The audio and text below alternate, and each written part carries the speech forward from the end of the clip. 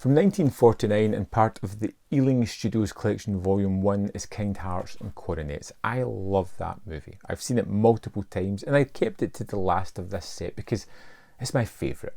I knew I was going to love it again. It's one of those comfortable movies that you just ease into watching it, and it has a really kind of simple story. The kind of thing that Ealing did so well. It's bittersweet, it's comedic, it has romance, it has excitement, and it has death and crime at the heart of it. We follow our main character of Dennis Price, who plays Louis, who is an estranged member of the Dastoin family, the family that are in line to be dukes. He is 14th in line and he feels that he should be higher up that chain, so he decides to start killing off the rest of his estranged family in the hopes of getting to that dukedom at some point. And all the Dastoins are played by Alec Guinness, who's just wonderful in these various roles, pops up for a few minutes, gives a chameleon-like performance in all these different roles, and it's just wonderful to see him having so much fun.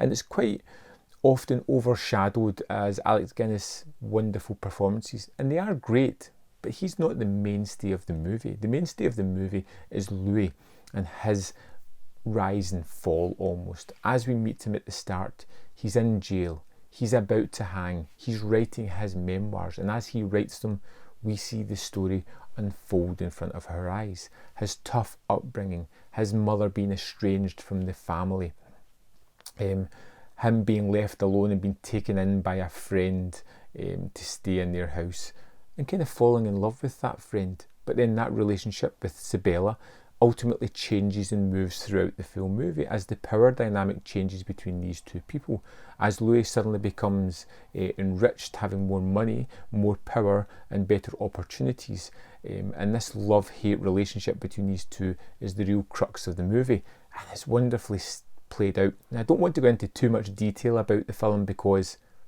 you should watch this. This is an outstanding movie that has a real dark element all the way through the movie, and it's constantly fast pacing. You never feel as if you've actually got time to take a breath. The wonderful locations, the production values, the constant changing and addition of these wonderful characters portrayed by Alec Guinness, who does an exemplary job in all of these roles. That manipulative and changing relationship, like I said, the power dynamics as we watch Louis evolve. We get his voiceover because this is his tale about how he ended up at the end of the hangman's noose, and of course the bittersweet ending where everything is repurposed yet again. It's so funny, so endearing, so captivating that you can't help but follow this tale of Louis and his life and just think it's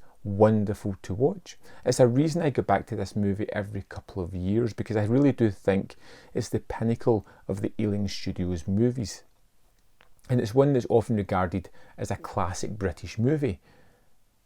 It's a classic for a reason. It's one that's easily bypassed because of the gimmick of Alec Guinness playing all these characters, but like I said, that's a really brilliant part of the movie.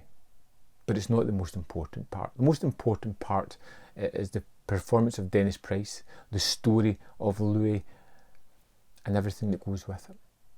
I think this is an absolute masterpiece of a movie. I think it's one of the best British films I have ever seen. It's one that I go back to every number of years, and every time I watch it, it feels fresh and new and exciting, and I notice more and more about it.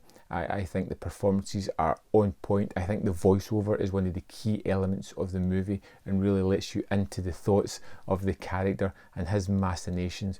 And like I said, the wonderful performances from Guinness are just the cherry on top of this one. I'd love to know your thoughts on Kind Hearts and Coronets.